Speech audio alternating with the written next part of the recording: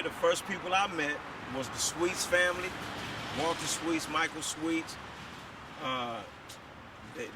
They had a sister that was dating a homie from Athens Park, Johnny, OG Johnny from Athens Park. He was a motorcycle rider. He used to have an afro. He died on the freeway in some kind of accident. So we got a connection to the Athens Parks in that way, in respects to Johnny.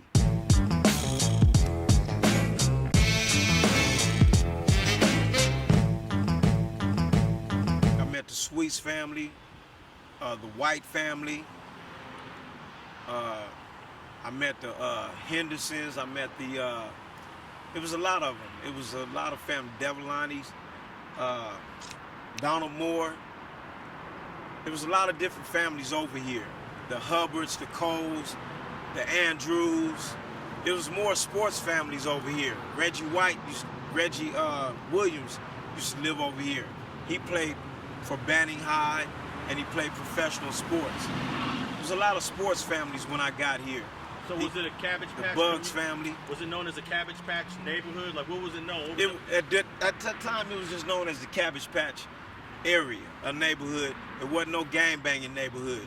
It didn't become a gang-banging neighborhood till I got here, and I started pushing Pyru to have the younger homies jumped in at Carnegie Junior High, because we want that young generation, because the Blocc Crips used to come over here and disrespect the older heads. So we was like, man, we got to stop that. So that's what we did. So we decided to go for the young ones and jump them in and turn them to Pyru. What year was it when the Blocc Crips on the north side used to come down here? They used to come over here in '74. They used to come over in '74. You know, they came over in '74, part of '75, and then they stopped after we established on Vera and 220th that this is a Pyru territory. So they stopped coming except to get down with us if they wanted to get down. Because once you announce yourself, everybody want to smash you out. And during that time period, you got to understand, during that time, the hood, the homies, you have certain homies, they was doing the wet, which is that Sherm, and the PCP, the homie Mac Ray used to sell it out to apartments right up the street, the APTs, when it was no gates. The apartments up the street was a cold place to get caught slipping at. And we done had homies that's died over there. And a lot of shit that went down where you get robbed, jacked. So they put the gates up for a reason, the APTs. But at the end of the day, I want to say to our people today, 2019, 400 years is up, and gang banging is dead. We ain't about that with that gang shit, killing each other unnecessarily, getting at each other sideways. Nipsey died, that's where I met up with Bull. I met him up at the marathon. When I went up there, he was over there, he saw me, he greeted me. He was like, "What's up, Peddler, you remember me?" And I was like, "What's up, homie?" And me and him never had no negative energy towards each other inside the classroom at Banning High School. So basically, that's where we connected at. We always had a respect for each other, because we both have humor. We used to clown the teachers in the classroom back in the day. You know, just that we just happened to be from two different areas. At the end of the day, we was never really hateful towards each other, because it was a time period during that time where, like I said, we would just, our people and his people, we would just get our head up, our fades and all that. Shootings and all that, that came a little bit later with the next generation. Basically, it really kicked off with the Gladwick gang and the homie Bull, the homie from our hood, Bullhead. Yeah.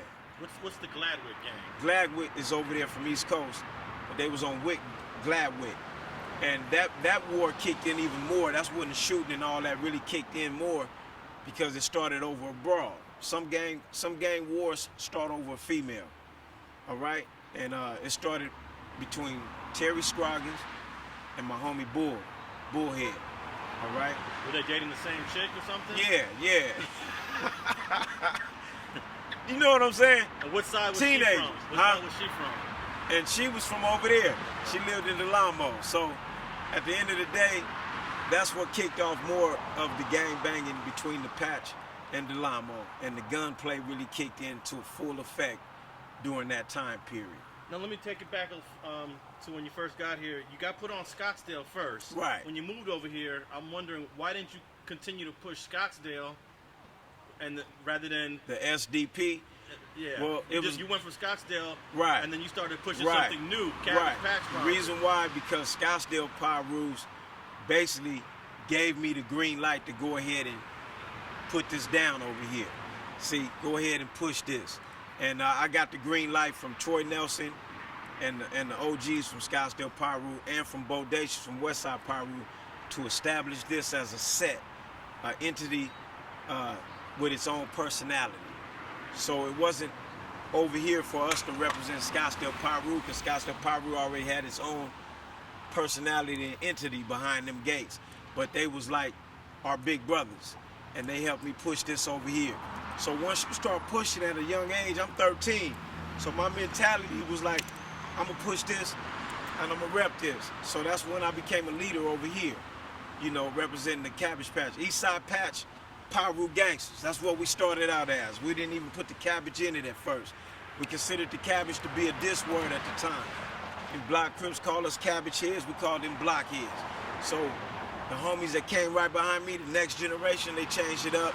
They wanted to put the CPPG in it.